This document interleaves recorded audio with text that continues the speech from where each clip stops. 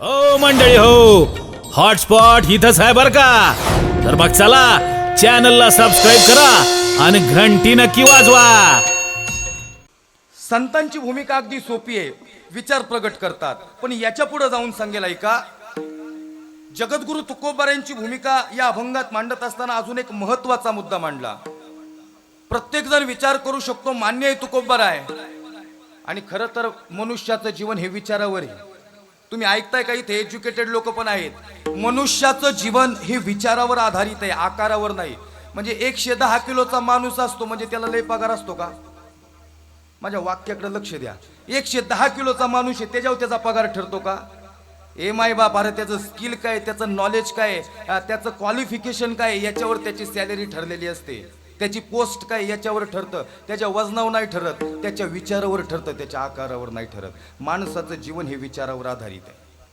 मला आपल्याला सांगायचंय, आणि विचारावरच आधारित आहे. विचार कोणता करावा हा महत्वाचा प्रश्न आहे. अनेक विचार आहेत, काही विचार निरर्थक आहेत, काही विचार दुःखदायी आहे, आणि एक विचार जो आहे तो आत्मनात्म आहे. काही विचार निरर्थक आहेत, ज्या विचाराला काहीच अर्थ नाही, असे विचार आहेत. आणि प्रत्येकात विचार दडलेला आहे, मी वासुदेव तत्वता, कळो येईल विचारिता. पण हे कधी कळेल? हा, पण हे कधी कळेल? मी वासुदेव तत्वता हे कधी कळेल? कळो येईल विचारिता. अरे पण तू एवढ्या वर्ष म्हणतोय मी दगडूचे, तुला कसं कळन तू वासुदेव तत्व आहेस? अरे येड्या, वासुदेव तत्व आहे तुझ्यात. कधीतरी झाकून बघ स्वतः, कधीतरी शांतपणे 10 मिनिटं डोळे झाकान, मग कळन विचार कोणता जीवनात करायचा आहे. कधीतरी ज्या माणसाने स्वतःला समजलं ना, तो जगाला समजू शकतो. दादा, आधी स्वतःला समजा, मग तुम्ही जगाला समजण्याच्या कॅपेबल व्हाल. कळलं पाहिजे ना विचार कोणता करायचा आहे, स्वतःला समजणं गरजेचं आहे. विचारावर आधारित. हो का, वाया मनुष्य पण भारवा आहे वृषभ. बैलाला जर कळलं असतं त्याच्या पाठीवर बोजा कशाचा आहे, त्याला बैल का म्हणत्याल? नाही ना, त्याला बैल का म्हणतील? बरं, हे लय अवघड होतंय का? आता तुम्ही सगळ्यांनी कथा ऐकलेली, गाढवा माग गाढव निघालं, पुढच्या गाढवाच्या पाठीवर तर मिठाची गुणी, आणि मागच्या गाढवाच्या पाठीवर तो कापूस, पिंजलेला कापूस, गादीचा पिंजलेला कापूस. दोन्ही गाढव नदीतून निघाली. पुढचं गाढव मिठाच्या गुणीवाला ते नदीत जाऊन बसलं. आता पाण्याचा आणि मिठाचा संबंध आल्यावर काय होतं बोला? तुम्ही दादा, तुम्ही नाराज आहे का माय? मग बोला ना, मिठाचा आणि पाण्याचा संबंध आल्यावर काय होतं? पाणी होतं ना. ते मिठाचं पाणी झालं तसं ते गाढव असं ताडकन उडलं आणि थाटात चालायला लागलं. ते मागच्या गाढवाने बघितलं, मागच्या गाढवाच्या पाठीवर काय होतं? कापूस होता. आता म्हणलं ते जगत करायचं हो, पण ह्या येड्याला कळलं असतं ह्याच्या पाठीवर बोजा कशाला, याला गाढव का म्हणते? ते बी जाऊन पाण्यात बसला. आता पाण्याचा आणि कापसाचा संबंध आल्यावर काय झालं? आता मराय झालं ना, गाढव उठता येतंय वय त्याला. अरे पण तुला कळलं असतं तुझ्या पाठीव बोजा कशाचा आहे, तर तुला गाढव का म्हणतात? वाया मनुष्य पण भारवाही वृषभ. आपलं जीवन हे विचारावर आहे दादा, आकारावर नाही. मी थोडं वेगळ्या लेवलचं चिंतन मांडतोय बरं का. तुम्ही अनेक प्रकारचं पुण्यस्मरणाचं कीर्तन ऐकलं असेल. अविनाश महाराज बरोबर आहे ना? थोड़ा अभी क्वालिटी में भी चेंज करना चाहिए ना. शुरुआत को मेरा किसको अंदाज नहीं आता है, फिर मैं लास्ट को अंदाज देख के जाता है, और वापस फिर तारीख लेके आता है इधर. विठ्ठल विठ्ठल,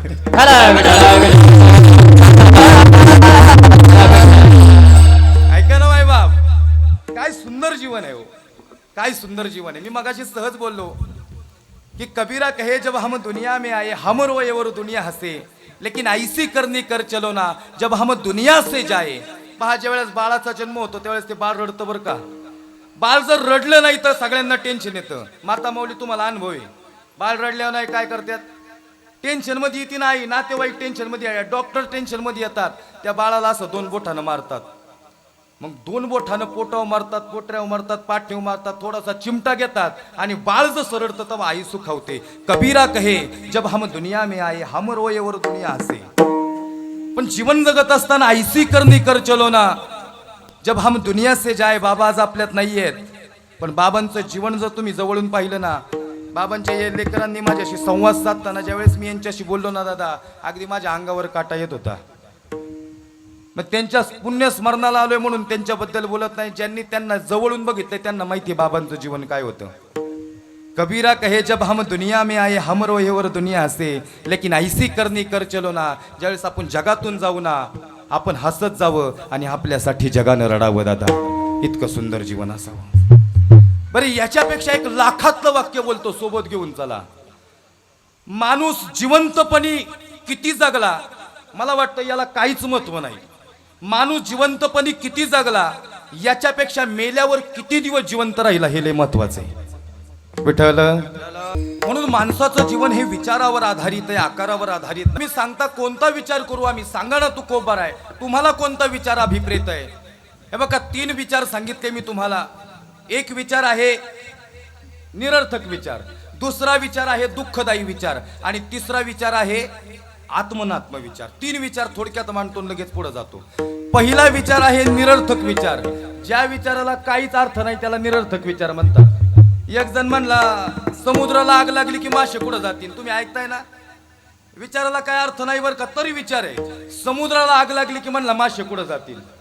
दुसरा त्याच्याकडेला त्याच्यापेक्षा शहाणा बसलेला, ते म्हणला समुद्राला आग लागली की म्हणला मासे झाडावर जातील. तिसरा त्याच्यापेक्षा शहाणा होता त्याच्याकडेला, तो म्हणला अरे मासे झाडावर जायला त्या काय म्हशी येतोय. हे काय चाललंय, हे विचार चालू आहे, याला निरर्थक विचार म्हणतात. याला काय अर्थ आहे का. आणि मग चौथ्याच्या लक्षात आलं अरे येड्या माशी कुठं झाडावर जातात का, आणि मग पहिल्याला कळलं समुद्राला आग बी लागत नाही. ह्याला निरर्थक विचार. ज्या विचाराला काही अर्थ नाही त्याला निरर्थक विचार म्हणतात. याच्यापेक्षा भयानक विचार सांगू का, तो दुःखदायी विचार आहे. ज्या विचारातून अंतिम ध्येय फक्त काय मिळतं, काही मिळत नाही, दुःखच मिळतं. दुःखदायी विचार. काय झालं, 85 वर्षाच्या आजोबा 80 वर्षाची आजी जेवण वगैरे झालं आणि वाट्यावर जाऊन झोपली, खोट वगैरे टाकली. आजोबांनी आजीला प्रश्न विचारला, का ग ह्या वयात आपल्याला एखादा मुळबळ झालं की त्याला कुठं झोपवायचा. आजी म्हणली तुमचं काय डोकं फिरलं काय आज, अहो आयुष्य गेलं आपल्याला मुळबळ झालं नाही ना, आता होईल का नाही. देवाची कृपा झाल्यावर काही बी होतं, झालंच की त्याला कुठं झोपवायचं. आजी म्हणली मग थोडं तिकडं सारखा पड, बाहेर झोपलेत, खोटवर झोपलेत. म्हातारं थोडं तिकडं सरकलं. आता राहावं ना का 15 मिनिटं गप बसावं ना. 15 मिनिटांनी परत म्हातारं म्हणलं का ग अजून एक मुलबाळ झालं की ह्याच्या जोडीला त्याला कुठं झोपवायचं. आजी म्हणली आज काय तुमचं डोकं फिरलंय का. म्हणली अहो ह्या वयात कुठं. म्हणले नाही झालंच तर. मी दुःखदायी विचार सांगतोय, विनोदाचा विषयच नाही हा, दुःखदायी विचार आहे. मग म्हातारी म्हणले थोडं पलीकडं सारखा. आता म्हातारं जसं पलीकडं म्हणजे ते आजोबा जसे पलीकडे सरले तसे गटारात पडले. मला तुम्हाला विचारायचंय, असलेल्या मुलांनी पाडलं का नसलेल्या. हा प्रश्न लय महत्वाचा आहे. हे नसलेल्यांची दशा आहे, असलेल्यांचं गणित लय वेगळं आहे, ते गावणार बी नाही. तुम्हाला कुठलंही सूत्र वापरा, म्हणजे सगळीच मुलं अशी नाहीत. हा पण मुद्दा लय महत्वाचा आहे. आता जसं गटारात पडलं, डोकं फुटली, डोपरं फुटली, डोकं फुटलं ना, पण ज्या डोकं फुटल्यावर काय आनंद झाला का. डोकं फुटल्यावर दुःख प्राप्त झालं, याला दुःखदायी विचार म्हणतात. विठ्ठल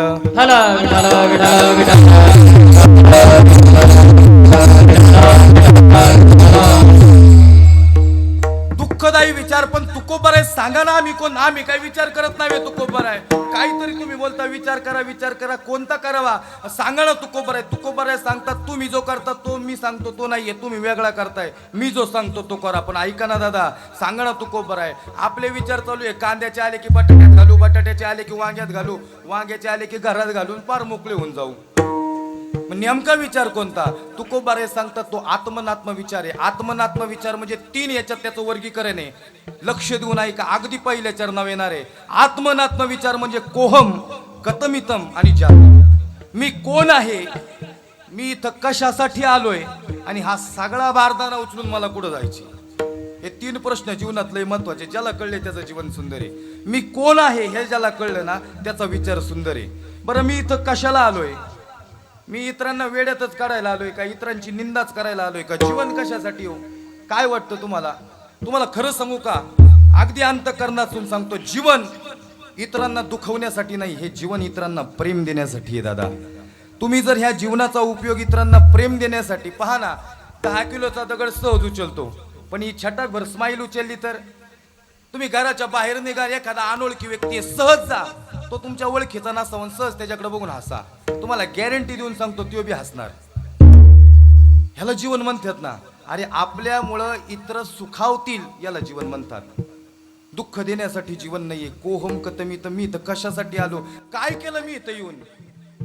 सारासार विचार करा सारासार विचार करा उठा उठी नाम धरा कंठी विठोबाचे नाम धरा कंठी विठोबाचे सारासार विचार करा उठा उठी नाम धरा कंठी विठोबाचे नाम धरा कंठी विठोबाचे सारासार विचार करा उठा उठी नाम धरा कंठी विठोबाचे नाम धरा कंठी विठोबाचे नाम धरा कंठी विठोबाचा करा उठा उठी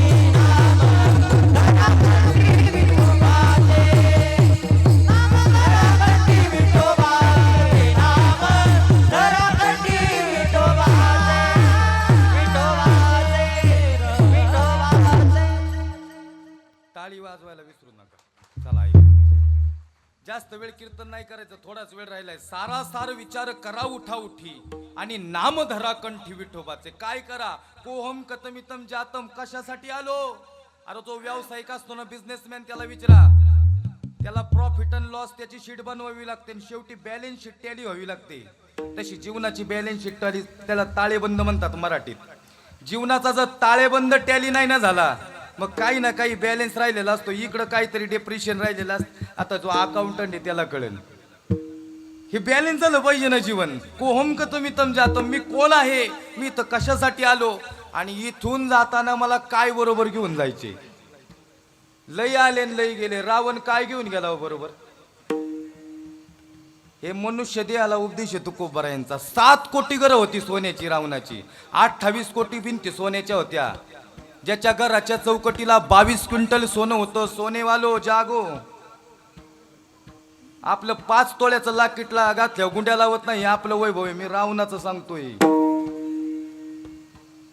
माईबाप चला ना माझ्यासोबत, अगदी सुंदर विषय तुमच्या समोर मांडतोय.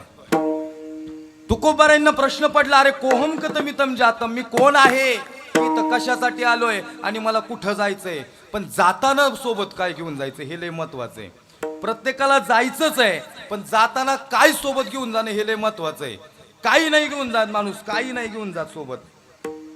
पण तुम्हाला सांगतो, जीवनात ज्या आठवणी असतात ना सुंदर, तो माणूस आपल्याला त्या आठवणी देऊन जातो आणि त्याचं असणारं कार्य इथं ठेवून जातो आणि ते घेऊन जातो. बरं का, हे जीवन सुंदर आहे. काय घेऊन जातात लोक मला सांगा ना. खरंच आज ज्यांचं पुण्य स्मरण आहे, बाबांचं जीवन सुंदर आहे. ज्यांचा ज्यांचा संपर्क आला त्यांना माहिती आहे बाबा काय होते. मला ताईंनी सांगितलं, मला दादांनी सांगितलं की इतरांसाठी जो जीवन जगतो तो खरं जीवन जगतो. हे बघा, स्वतः तर योगा करायचे, पण बाबा इतरांना योगा शिकवायचे. मला सांगितलं दादांनी आणि ताईंनी. बघा ना, जीवन म्हणजे काय सोबत घेऊन जायचे माणसाला हे कळलं पाहिजे. बरं का, काय होतंय माहिती का, माणसं कीर्तन ऐकतात, 10व्याला येतात, 13व्याला येतात, पूर्ण स्मरणाला येतात, पण मंडपापुरतीच बसतात आणि गेल्यावर सगळे विसरतात. आणि ते मग बाहेर गेल्यावर म्हणतात. म्हणजे मला काय सांगायचं, माझ्या शब्दाकडे लक्ष द्या. दशक्रियेची प्रवचनं, वर्ष श्राद्धेची पुण्यस्मरणाची कीर्तनं ही गेलेल्यांसाठी मुळीच नाहीत. ही देवाच्या चरणाजवळ जाऊन विलीन झालीत. आपण मार्गक्रम करत आहोत, आपल्याला तिथं जायचंय. हे आपल्यासाठी क्षणोक्षणा हाची करावा विचार. अगदी लक्ष देऊन ऐका. आणि दुःख करून चालतच नाही हो. ही बस आहे, हा परिवार म्हणजे एक बस आहे. बस जशी प्रवासात निघते तसा प्रत्येक जण तिकीट काढतो. कोण गंगापूरला उतरणार, कुठं कोण नेवाशा फाट्या उतरणार आहे, इकडे कोण संभाजीनगरला जाणार आहे, कोण ना कुठं तरी उतरणारच आहे. मग या बस मधला प्रवासी उतरत असताना तुम्ही त्याला म्हणला का रे गंगापूरला उतरतो, त्याचं काम तिथं आहे, तिचं तिकीट तिथं संपलंय, तिथपर्यंत तिकीट आहे, त्याच्या पुढे तो जाणार नाहीये. काहींची तिकीट संपतात, बसचा एंड येतो तरी तिकीट संपत नाही. म्हणजे ज्येष्ठांनी लय मनाला लावून घेऊ नका, माझा शब्द लक्ष घेऊन ऐका. तुमचा प्रवास जिथपर्यंत तिकीट काढले तिथं तुम्हाला उतरावंच लागणार आहे. आपल्या घरातले हे प्रवासी आहेत. भोग तनु घडे संचिता वाचुनी. प्रत्येकाला उतरावं लागणारच आहे. कुणाला सांगू नका का उतरताय, उतरू द्या. दुःख मानू नका, खेद करू नका. ज्याचं जसं कर्म आहे, ज्या कर्मानुसार प्रत्येकाला दुःख भोगायला लागणार आहे. आणि तुम्हाला एक वाक्य लाखातलं सांगू का अविनाश महाराज, जोपर्यंत माणूस दुःख भोगत नाही ना, ते वाईट कर्माचं दुःख भोगत नाही ना, तोपर्यंत सुखाचे दिवस पण येत नाही. बरं का, अनुकूल प्रारब्ध व्हायला प्रतिकूल प्रारब्धातून जावं लागतं. विठ्ठल विठ्ठल विठ्ठल विठ्ठल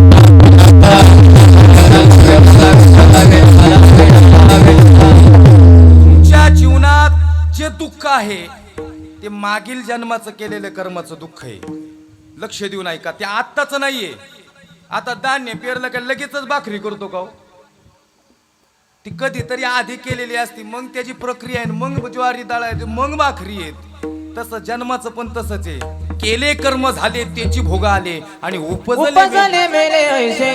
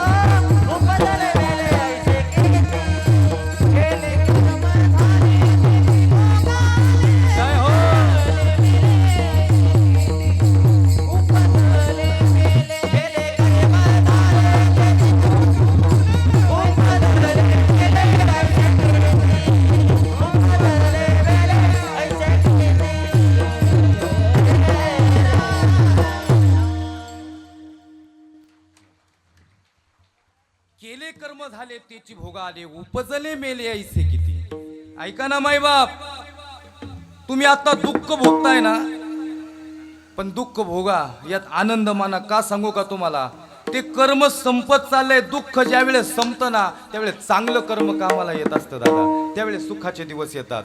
आणि ज्या वेळेस प्रारब्ध अनुकूल होतं ना त्यावेळेस कुठलीही गोष्ट तुमच्याकडे येण्यासाठी कोणीच अडू शकत नाही, देव पण नाही बरं का. त्यावेळेस तुमचं प्रारब्ध अनुकूल झालेलं असतं. त्याचं कॅल्क्युलेशन आहे, तेवढा वेळ नाही ते कॅल्क्युलेशन मांडायला. फिर कभी आएंगे तो उस पे जरा बया करेंगे. विठ्ठल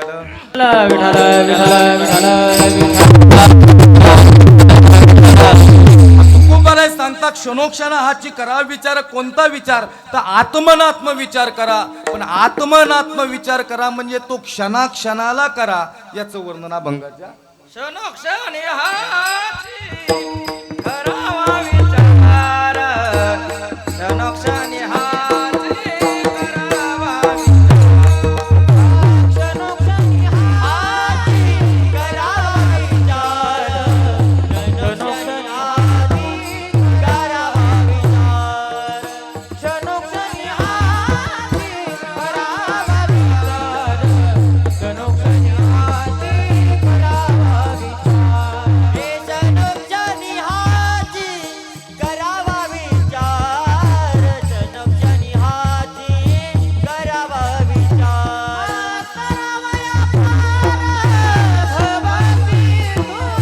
करावया पार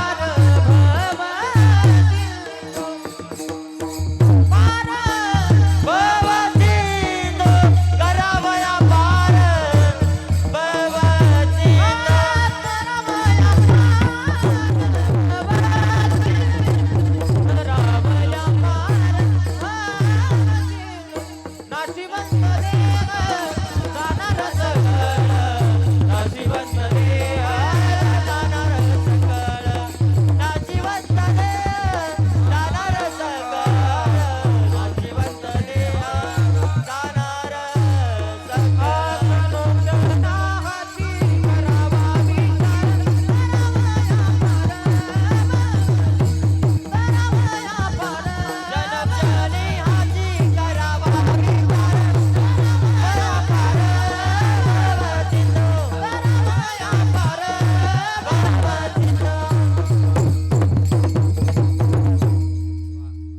टाळी वाजवा.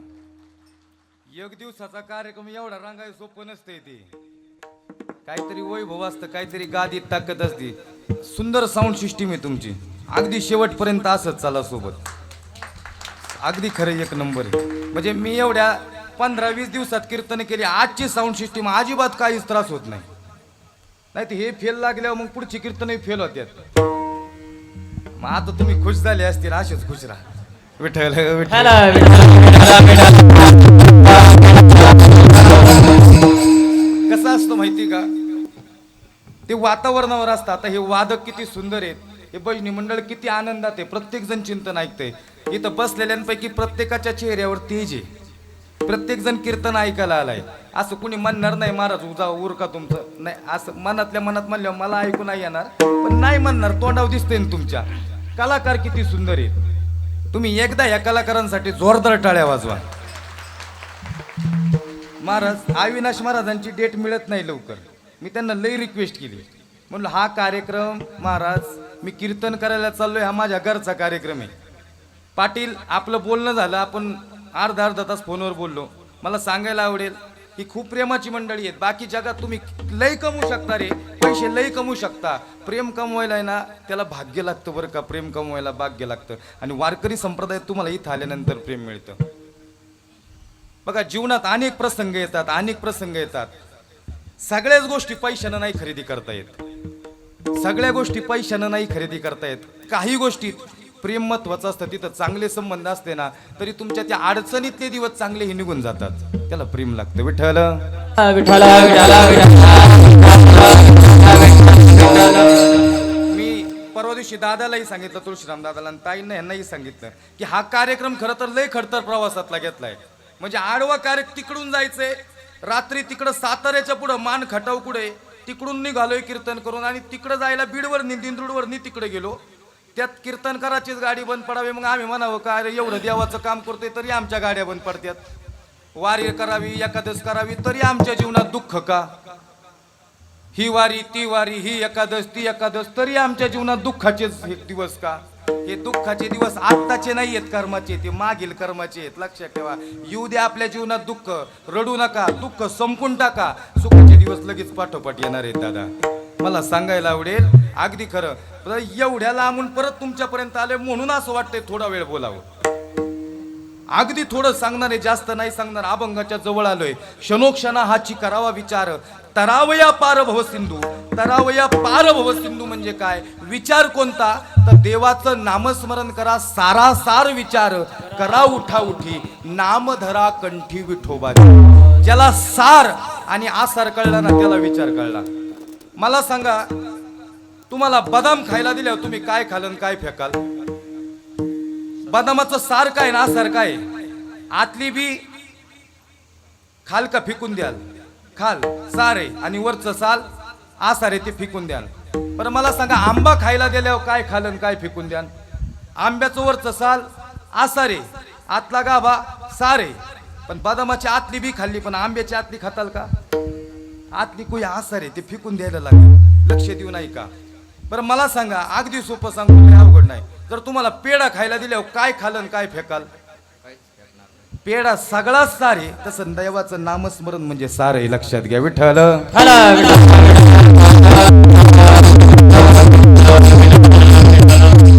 सोपं आहे ते अगदी. काय नोहे केले एका चिंतिता विठ्ठले, सर्व साधनाचे सार भवसिंधू उतरी पार. सोपं आहे ना ते, काय अवघड आहे का? तृणाग्नी मिळे समरस झाले, नामस कीर्तन साधन पै सोपे, आणि जळतील पापे जन्मांतरीचे. जे नामस्मरण करणार ना दादा, ती पुण्याची शिदोरी भरून घेऊन बरोबर घेऊन जाणार. क्षणोक्षणा हाची करावा विचार.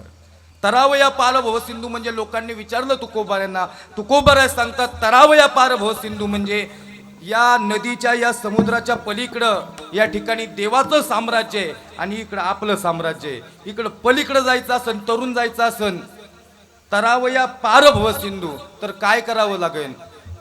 तरावया पार भव सिंधू म्हणजे सोपं सांगतो, देहाचं तादात्म्य सोडणं आणि शिवाशी तादात्म्य करणं. जीवाचं तादात्म्य सोडणं आणि देवाशी तादात्म्य करणं म्हणजे तरावया पार भव सिंधू. पण मला सांगा, देहाचं तादात्म्य सोडल्यावर देहाचं काय होईल?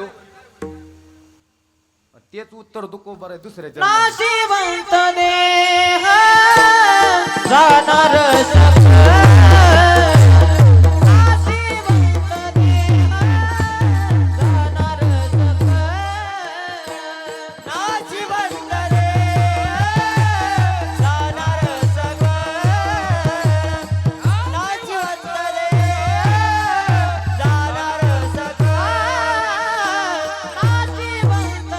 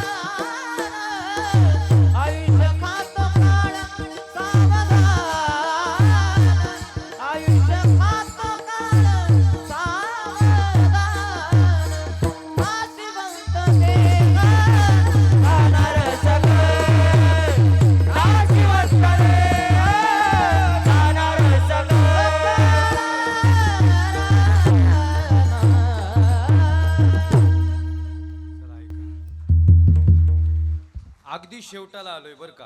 पूर्ण अभंगाचं चिंतन नाही म्हणणार, मला थोडं बोलू द्यात.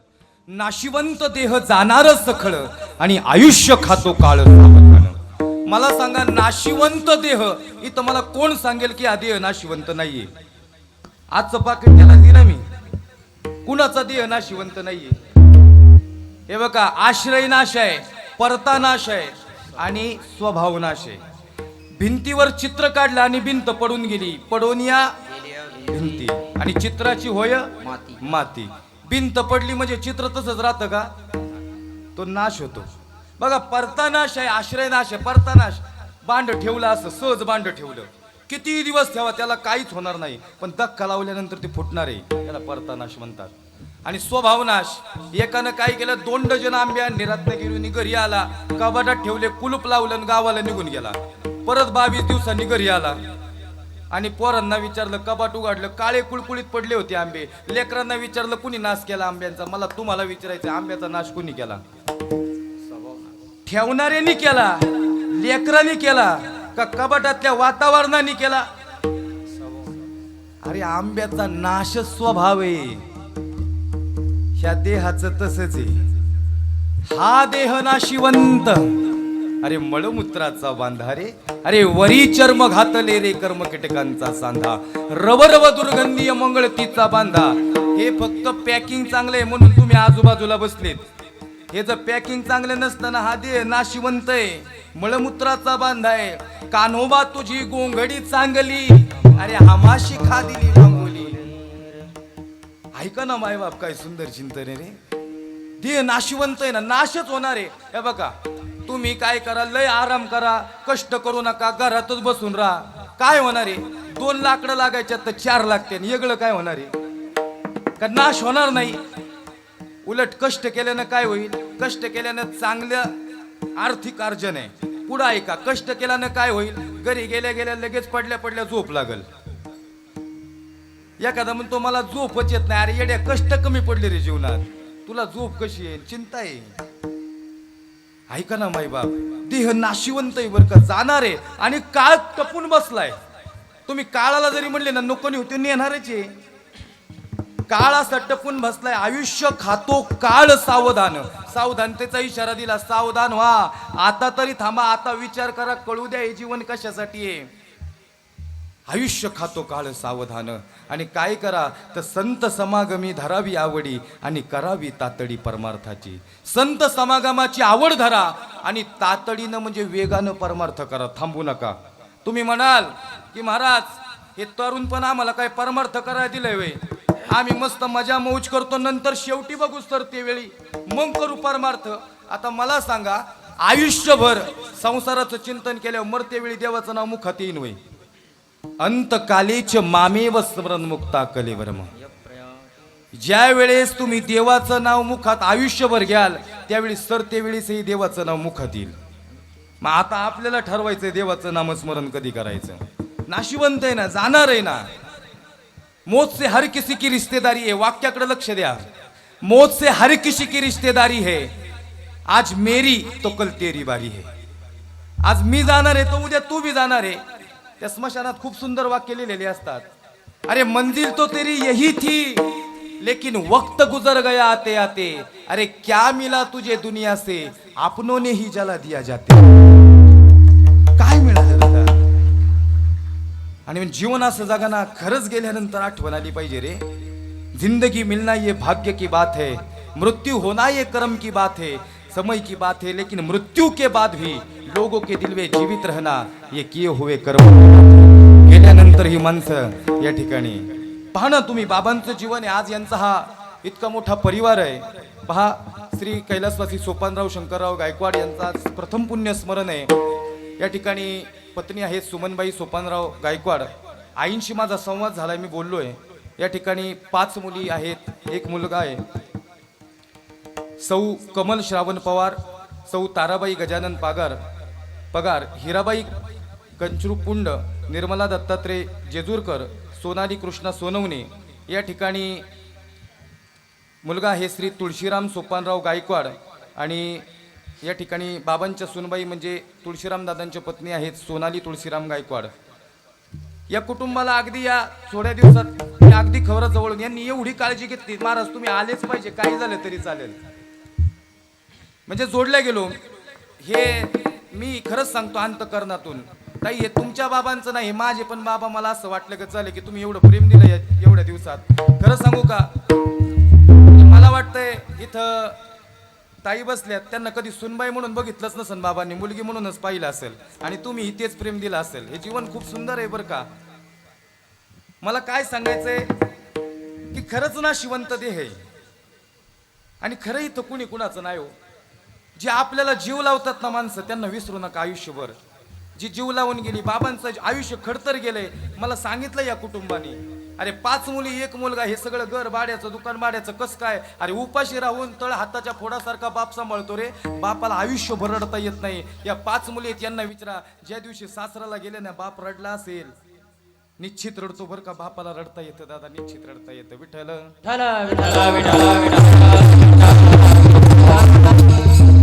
खरंच ना कुणी कुणाचं नाही नाही कुणा नाही रे नाही कुणाचे कोणी नाही रे नाही कुणाचे कोणी नाही रे नाही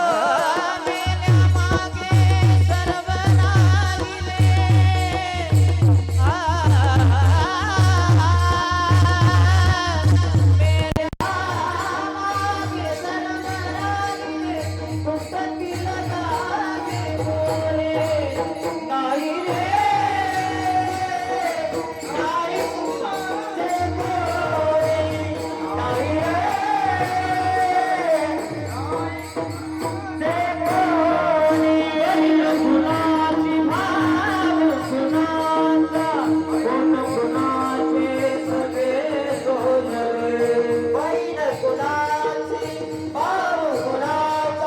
कोणी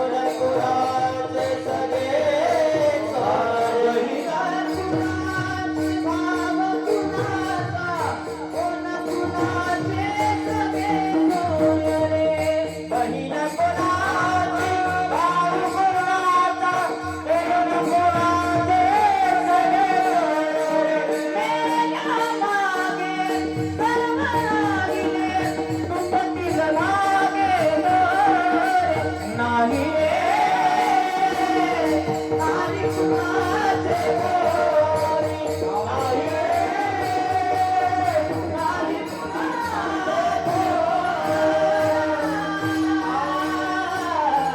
रे ज्यावेळेस जीवनातलं जातं ना दादा त्यावेळेस कळतं ज्यावेळेस असतं ना अरे त्यावेळेस विचारा रे त्याला मी मगाशी जाता जाता तुम्हाला सांगितलं काय प्रेम असतं झालंय माझं अभंगाचं चिंतन मांडून मला थोडं बोलू द्यात या विषयावर आता अगदी वेळ कमी आहे आपल्याकडे जास्त वेळ नाहीये थोड्याच वेळात एकदा या ठिकाणी भजन करू आणि राहिलेल्या वेळेत सेवेला पूर्ण विराम देऊयात सगळ्यांनी भजन करा ऐका संत समागमी धरावी आवडी करावी तातडी परमार्थाची अभंग घेतलाय म्हणून पूर्ण करतो संत समागाची आवड करा आणि वेगानं परमार्थ करा पुढे जाऊन तुकोबाराय सांगतात तुका म्हणे इह लोकीच्या व्यवहारे नका डोळे धुरे भरून राहो सत्तेचा धूर संपत्तीचा धूर या ठिकाणी कोणताच धूर डोळ्यात जाऊन देऊ नका धूर जर डोळ्यात गेला की मायावी रूपी तुम्ही खड्ड्यात पडाल आणि जीवनाचा नाश होईल म्हणून या ठिकाणी संत समागमाची आवड धरा कारण संत समागमातच सुख आहे आणि इतर तुम्ही कुठेही पहा संतांच्या संगतीत जी सुख आहे ते इतर कुठंच सुख नाहीये त्यामुळे संत समागमाची आवड धरा आणि वेगानं परमार्थ करा थांबू नका कुणाचा वेळ कुणासाठी दादा थांबलेला नाहीये एकदा वारकरी संप्रदायाने भजन करू आणि राहिलेल्या वेळेत सेवेला पूर्ण विराम देऊ थांबा 1 मिनिट सगळ्यांनी भजन म्हणा ना नामस्मरणाची ताकद एवढी मोठी आहे ना तुम्ही मुखात नाव घ्या मी तुम्हाला 101% सांगतो तुमच्या मनात काही पण काम असू द्या देवाविषयी देवाला सांगा माझं हे सक्सेस होते निश्चित होणार पण एकदा देवाचं नाव घ्या एकदा देवाचं नाव घ्या सगळ्यांनी घ्या सगळ्यांनी नामस्मरण करा सगळ्यांचे हात वरती करून सगळ्यांनी टाळी वाजवा विठोबा रखुमाई विठोबा रखुमाई विठोबा रखुमाई विठोबा रखुमाई विठोबा रखुमाई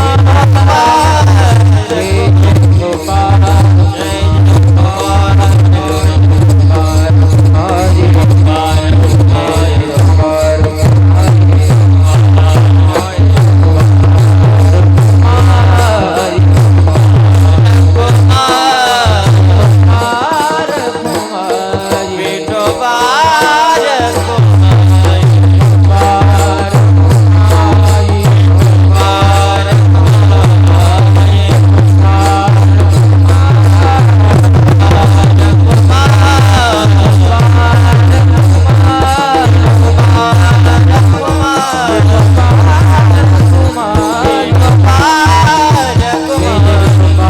देह जाना सखळ आयुष्य खातो काळ सावधान संत समागमी धरावी आवडी करावी तातडी परमार्थाची नाशिवंत देह जाणार सकळ आयुष्य खातो काळ सावधान तुका म्हणे हलोकीच्या व्यवहारे नका डोळे धुरे भरून राहो नाशिवंत देह जाणार सखण आयुष्य खातो काळ सावधान विठाला विठाला